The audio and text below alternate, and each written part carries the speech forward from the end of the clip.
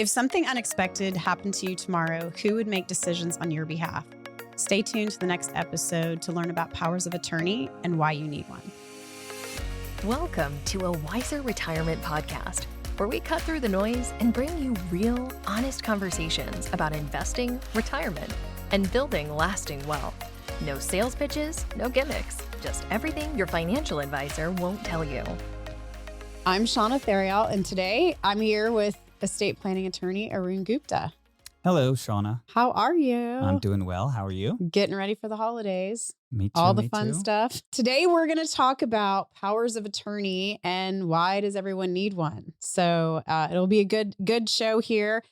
Just a quick fact. According to a 2023 survey by Law Depot, 73% of respondents reported they do not have documented estate plannings, which is things like wills, trusts, powers of attorney, which we're talking about today. Mm-hmm. Do you think 73%? Is that what you think?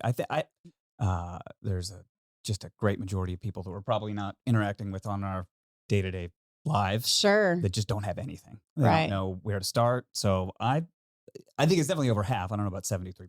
That's really high. It is. It's high. I can't imagine. It's high. I can't imagine.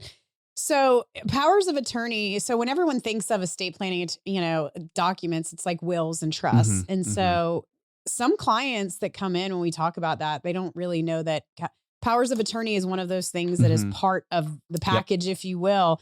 And so really just go over, if you wouldn't mind, what is a power of attorney?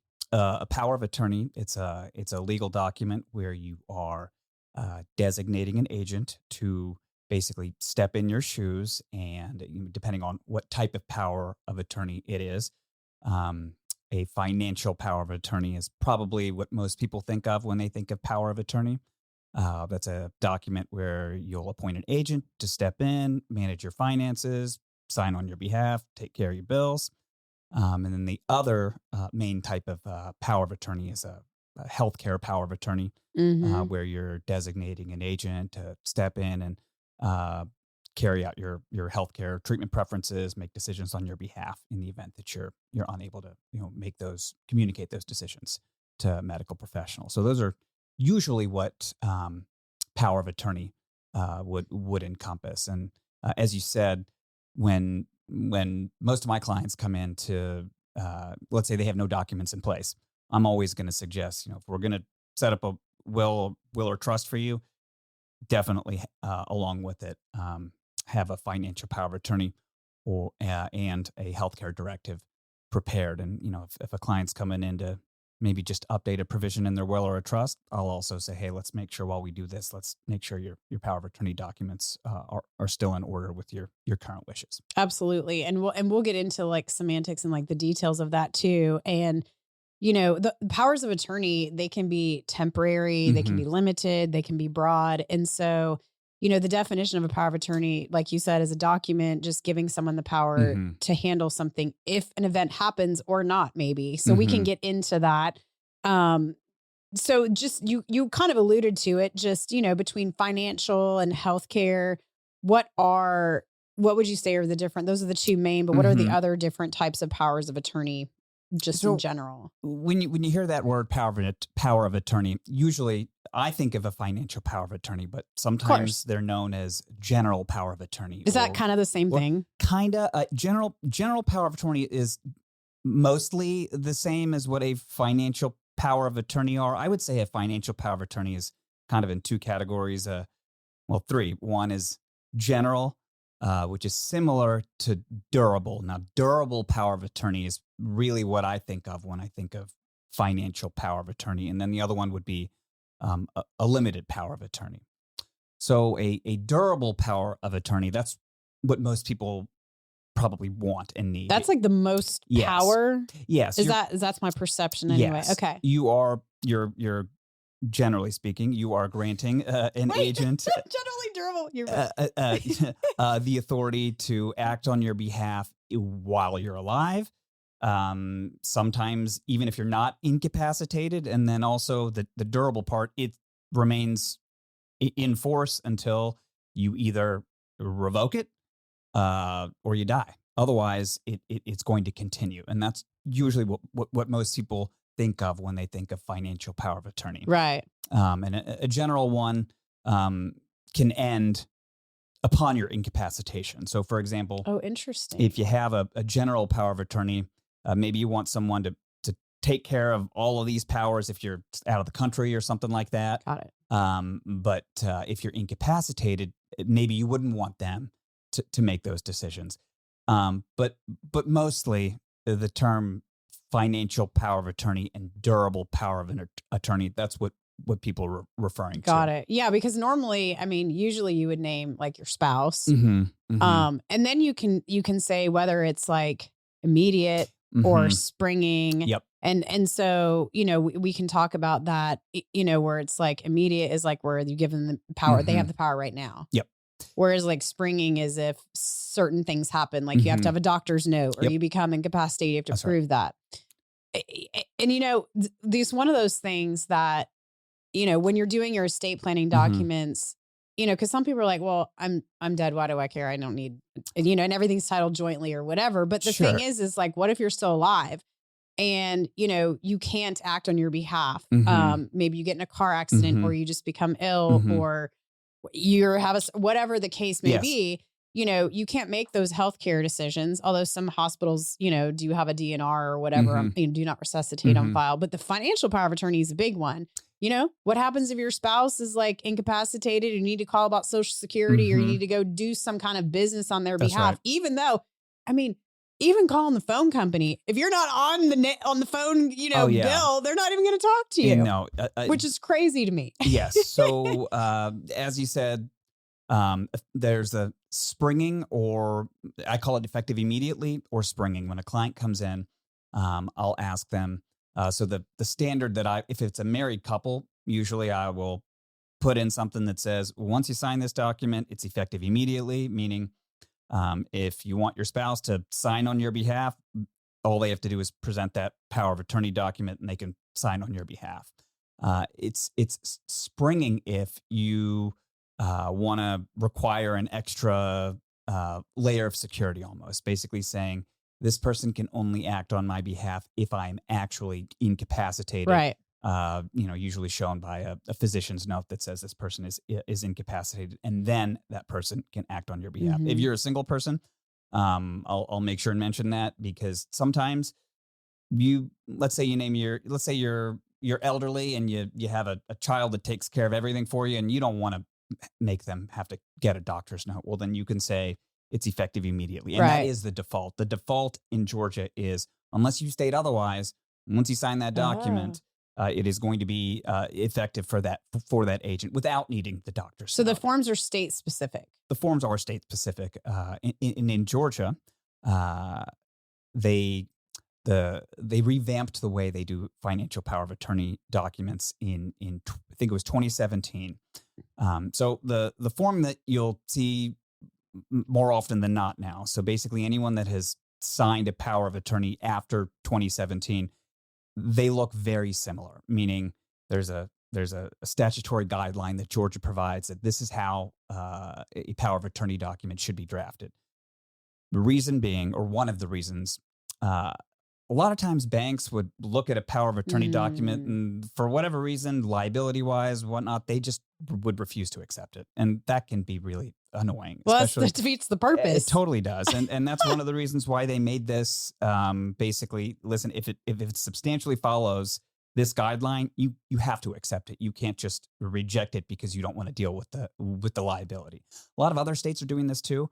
And you'll see a lot of power of attorney documents across many, many states that look almost exactly the same. Now, there's going to be certain tweaks here and there, but generally speaking, I think that's good practice. I think because then it's like, how are they supposed to interpret every, I completely agree what with an you. attorney writes, no offense. And like no. sometimes I can't interpret because, you write very eloquently and very, it's very deep. And No, listen, I'm with you for purposes like this. I think it's just better for the people that have to deal with the real world to administer these documents. Yeah. And you can still be specific in it if you want. You can always add something in the special instructions.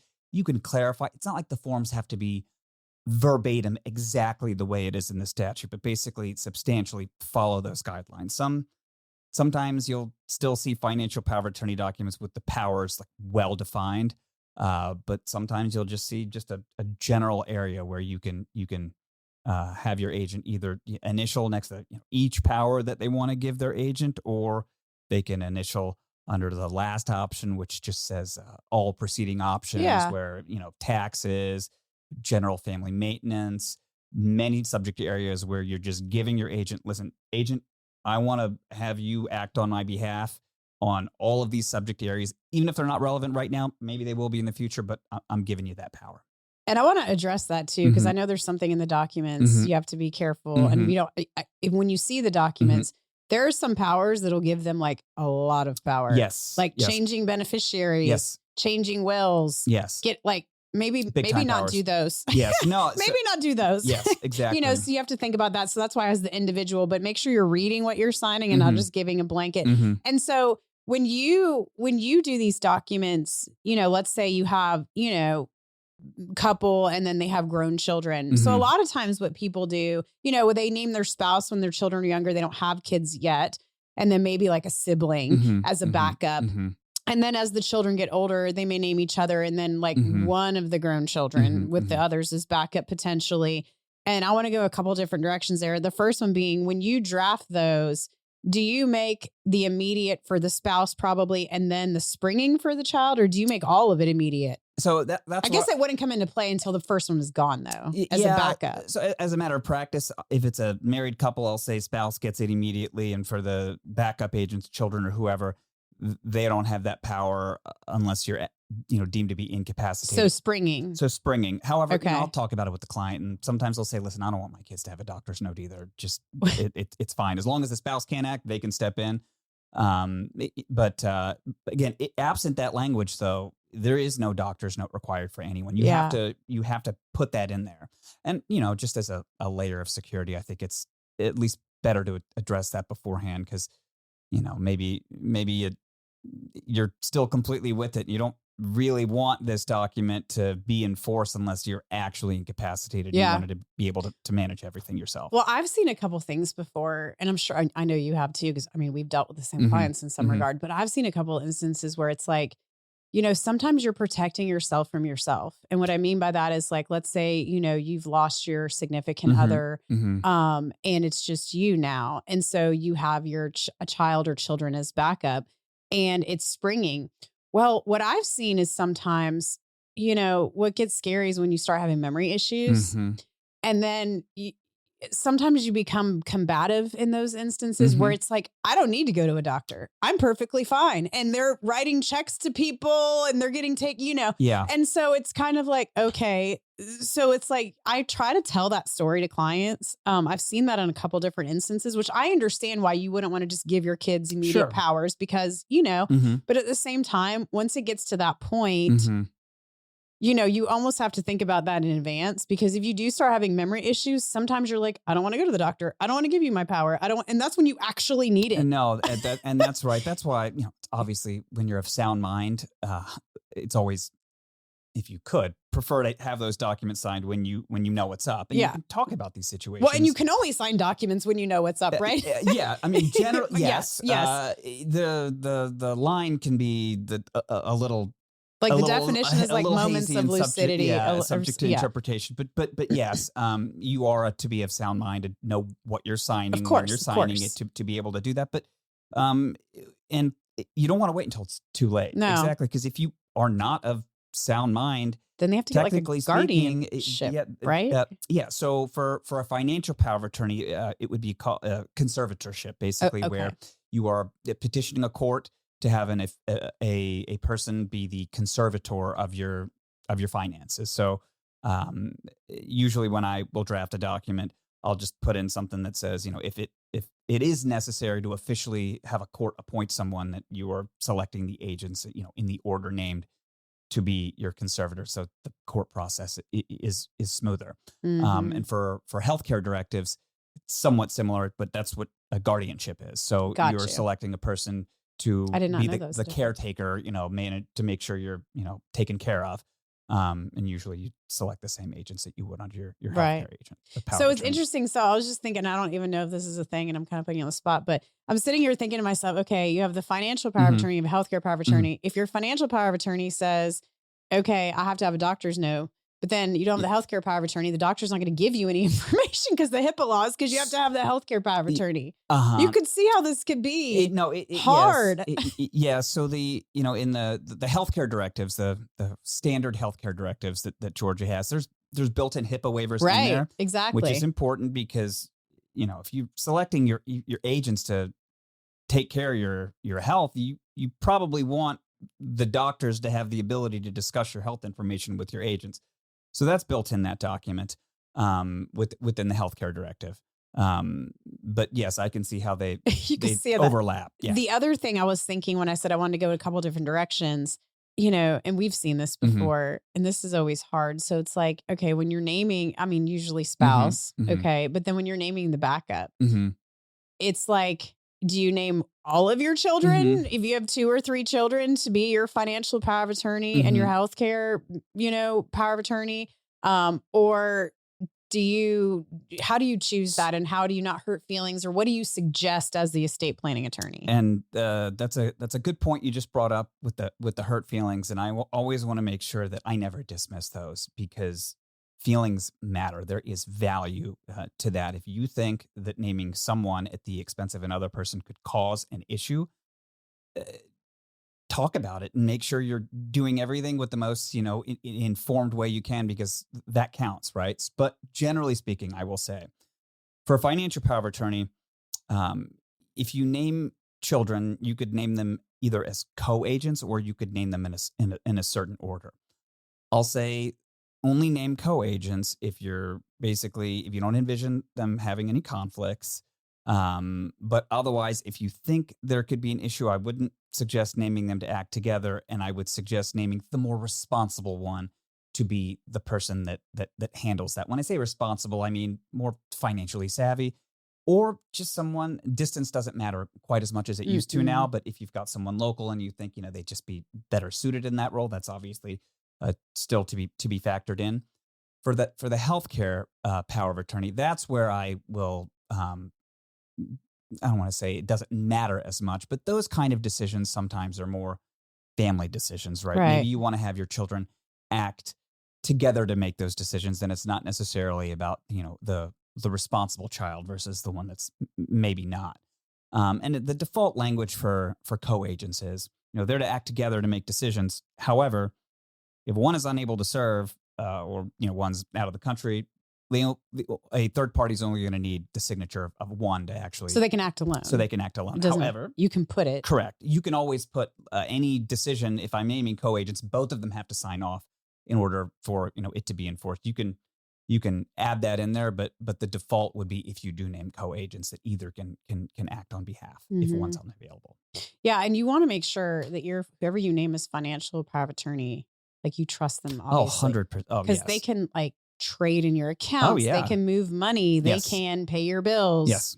or theirs, No. obviously, Yes. now they are a fiduciary. Yes. So, when you are a trustee or a power of Hmm. attorney or an executor, in all of those cases, you're a fiduciary, Yes. which means you have to put their Yes. needs ahead of your own, and Exactly. that's illegal. We're not Yes. doing anything like Yes. that, but somebody also has to catch that. Yeah. So it Oh, needs yeah. to be somebody that you trust. 100%. And you make a good point there. Just because something is illegal doesn't mean it's going to stop the person from committing the illegal act in the first place, right? So Right. there obviously are repercussions. If you um, deplete a bank account for your own benefit, that's not acting in the best interest of Of the course not. principle of the document, right? But that's not going to stop a bank from letting you do that because for all they know, you're the appointed agent and you have the power to do so. So there's in the document it explains what you can do, what you can't do, how to sign on behalf of somebody. But yes, you want to make sure that you select someone that you really do trust because they're big time powers. They really are. And while you don't have to give them all of the general powers, almost almost every single client that I have under the grant of general authority section where it lists the powers, they're going to initial all proceeding Right. options, right? And Because usually those change beneficiaries and wills, like those ones we talked about earlier that are like really, those are in a yes, separate section. yes. So there's So a second section where it's special powers that go above and beyond what the yeah, statute gives. I always recommend to clients, listen, don't give your agent any of these powers unless you've got a specific reason for doing so, because these powers are, like you said, the ability to change the beneficiaries on your financial yeah, accounts, amend your trust, make large gifts, things that usually don't benefit you. They probably benefit other people. right. So those are the ones to be, extra careful about. Quick check-in. Have you thought about the legacy you'll leave behind? Download 7 Steps to Leave a Financial Legacy, a free guide from Wiser Wealth Management to learn more. It's not just about wealth, it's about leaving a lasting impact. Go to wiserinvestor.com/guides to download your free guide today. Now let's jump back into the episode. I get this question a lot, and it's something I wanted to address here. If you don't have any children and you're getting a little bit older, maybe you're even single because you're either divorced or, your significant other passed and you're a widow. Who do you name as for these things? These are the so hard. These are the toughest ones to answer, because having something in place is better than not having anything in place, right? You may not pick the perfect person, right? But having somebody there that you trust is better than not having anybody at all. And I'll tell clients, talk about this before you make, the selection. Run it by your person that you're debating. And more often than not, almost every single time, if there's someone that you're thinking of putting as your agent and you have a conversation with them, they're going to want to do it. They're going to want to act on your behalf. In my opinion, it's an honor to be able, if you think highly enough of someone to consider selecting them to make these important decisions. Inherently, they trust you, and you probably trust them too, right? So, having someone is better than not. That being said, don't just select someone without thinking about it, right? Make sure that this is someone that you think is financially savvy enough to understand what's going on. And at the end of the day, this agent, they can always seek help too. There are other professionals, financial advisors, accountants, attorneys, et cetera, that they can talk to help guide them, right? Totally. So I wouldn't think, oh, this is going to be overwhelming for them. They can't do it. Well, they can seek help if they need to, and it's better than not having anybody at all, because those are the situations where it gets really tough when there's nobody there. That is such a great point, because if you're working with a financial advisor, then that financial advisor has been in tune with you and your plan for a long time. We know what withdrawals are going out and what not that I, drill down into every expense and why, but sometimes, we go through the whole budget and we know what's going on. So if, you're working with an advisor and you bring somebody else in who's the power of attorney, to help with that, it's still kind of like the financial advisor is still helping in the situation and they know what's going on. And so I don't want to say it's on their checks and balances. It is, but at the same time, it also helps that person that may not be your, bloodline, or, your child necessarily, your heir, maybe they wouldn't have as much work to do because they're not doing the trading and the, and the withdrawals, and you know what I mean? Oh, no, I agree. If anything, I think it's a learning experience. You can find out how things work, but the financial advisor is almost always going to already have so much information, a relationship with somebody. Right. They can help guide you. Right. And right. you may know, hey, maybe don't do this because that's not something that this person ever would do. So be more careful, right? Right. So there are resources out there that can help guide you. Absolutely. No, that's great. How do you set up a power of attorney? Good question. So, obviously, if you reach out to an attorney, they can prepare these documents on your behalf. They can review everything with you. That being said, it's not required. You don't have to go to an attorney to have these documents prepared. You can, if you make one up on your own or you find something on the internet, obviously there's a chance that there could be something screwed up with it. However, again, there's also a chance that it could be perfectly fine, right? I would, implore everybody to at least, if you don't have one, at the very least, talk to somebody that you trust about how they set one up, Yeah. right? Or talk to an attorney. These are very straightforward.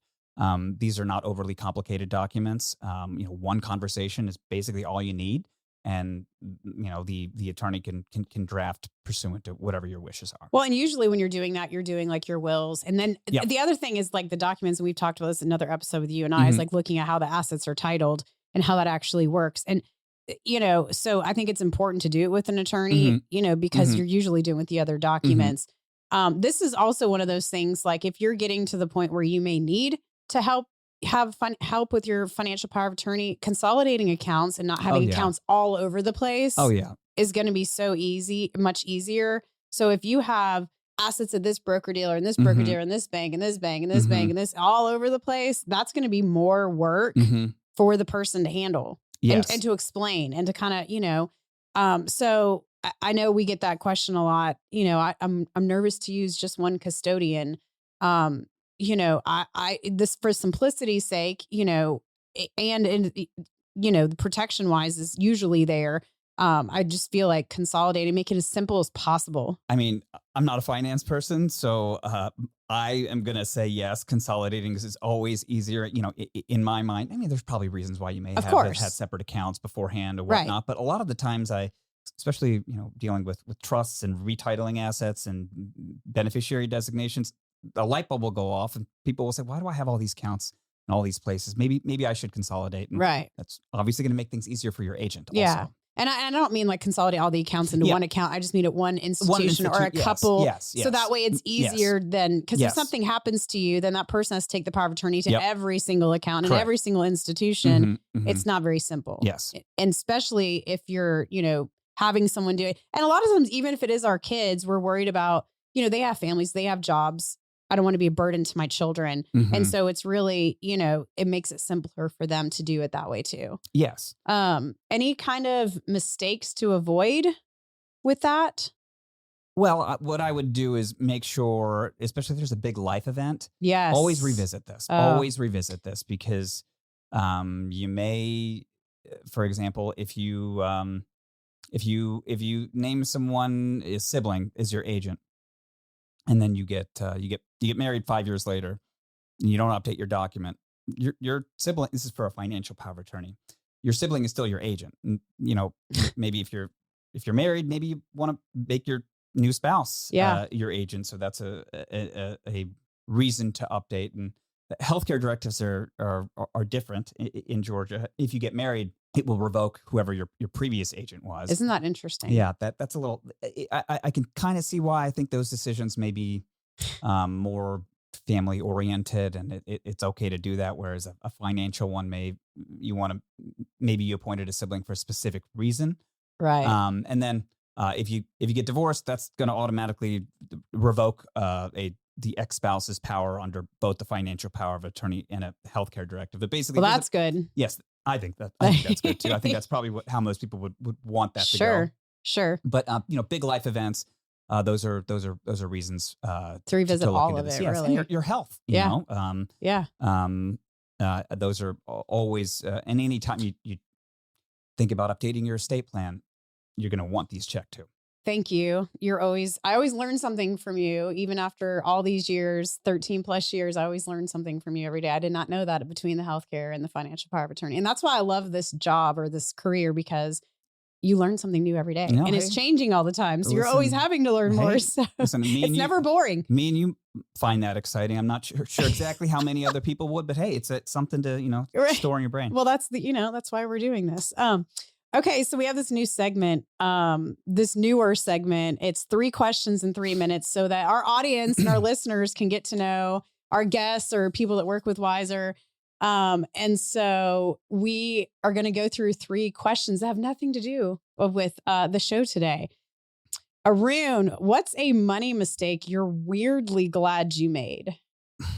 A money mistake that I'm weirdly glad I made. Now, I'm sure there are several. I don't know about how many of them made me Glad, but I it was a while ago. I took out a lot of cash on a vacation. I think it's just built into, hey, when you're abroad, just get cash. Yeah. And along with the cash, several other of my possessions were stolen. Oh. And that's not good, right? However, and my wife told me this too, but she's like, listen, it's just stuff. Things can be replaced. You can make more money. You can buy the stuff that was gone, and kind of made me not fret so much about those kind of things. And I don't need to withdraw that much, especially today. I don't need to withdraw that much cash. Almost everything, is digital now anyway. And so I guess that's a mistake I made. Mistake you made. But you learned. Yeah, I but learned. then my probably brought you and your wife closer because you saw wow, she was really understanding about that, which is awesome. Yeah. I love hearing about you and your wife. Your family's awesome. If you could only travel to one place, where would you go and who are you taking? And you're not taking cash, apparently. No. Okay. Well, since I already mentioned my wife in the previous one, I'll skip over her for this, even though I probably would take her somewhere. But I would take my kids, 3 girls. I would take them.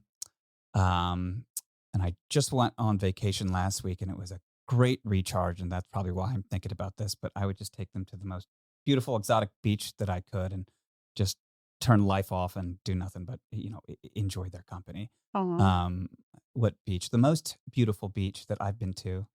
I hope I'm pronouncing this correctly. Fernando de Noronha in Brazil. Oh, yeah, I went there for part of my honeymoon, and it was just the colors, the nature, just everything about it was just breathtaking. So that's where I would go. I'd take my kids this time. Yeah. Oh, that's awesome. What's something you believed strongly 10 years ago that you don't believe anymore? 10 years ago. Okay.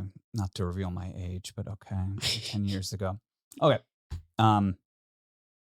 I thought that, these years are for when you should focus more on work, use your energy for that, because it's going to pay more dividends later in life. And while some of that's true, I would say that while you have that energy, working on things like your relationships, friends, maintaining constant contact with people, it's going to pay dividends later in life too. It's so easy to lose touch with people. And you can always reconnect later. But I feel like if you put in a lot of your energy early, people know, hey, this is someone that really cares about me for who I am, and they're always going to be there. And especially after school, job, kids, it's harder. But I think it's good to always make sure that you're working on all parts of life, not just your career. I love that. Relationships over stuff and money, and obviously, but sometimes it takes getting a little older and being a parent, I think changes your perspective a lot of too. My answers right now are probably influenced with that, because I'm in the thick of it with kids right now. But, the 3 girls, yes. Absolutely. I feel you. Okay. As you know. I know we both have mine are a little older than yours, but just wait, the teenage years are coming, and then you're going to be like, no, I didn't know 10 years ago that that's right. girls could be so mean. Yep. No. I'll cross that bridge down the road. So the takeaways are, really, think about who you want to serve, think about in what capacity, really reviewing your estate plan ongoing, talking to her professional, making sure everything's in place, and, just revisit it often and make sure everything's good. Yep. All sound advice. And it's really not, a power of attorney is not really losing control. It's more about staying in control and having the people surrounding you should you need that. No matter what happens, just because, life is going to happen and things are going to be unexpected. And so having things in place or documents in place and a plan in place is really important for when those unexpected moments happen. Well, thanks for listening to today's episode. If you're interested in learning more about Wiser Wealth Management or want to schedule a consultation to meet with one of our fiduciary financial advisors, you can do so by going to wiserinvestor.com or clicking in the link in the episode notes. If you would like to talk to Arun Gupta, we also have your website and contact information in the show notes as well. Thank you. We'll see you next week. Thanks for listening to a Wiser Retirement podcast. We hope you enjoyed today's episode. Make sure to subscribe wherever you're listening. That way you don't miss any new episodes. We'd also appreciate if you could leave a rating and review. If you have any questions about anything that was discussed today, head to wiserinvestor.com and reach out. This podcast is strictly for informational purposes only and is not to be considered as investment advice or solicitation to buy or sell any financial products, securities, digital assets, or any other investment vehicles, or a basis to make any financial decisions. Wiser Wealth Management Incorporated is a registered investor advisor with the SEC. The host and/or guests may personally own securities, digital assets, or other investment vehicles mentioned on this podcast. Neither the host nor guests of the show are compensated for their participation, and no referral fees are paid to or received by any host or guest for clients, listeners, or similar interests. Investments involve risk, and unless otherwise stated, are not guaranteed. Be sure to first consult with a qualified financial advisor, tax professional, insurance professional, and/or legal professional before implementing any strategy discussed herein. Past performance is not indicative of future performance.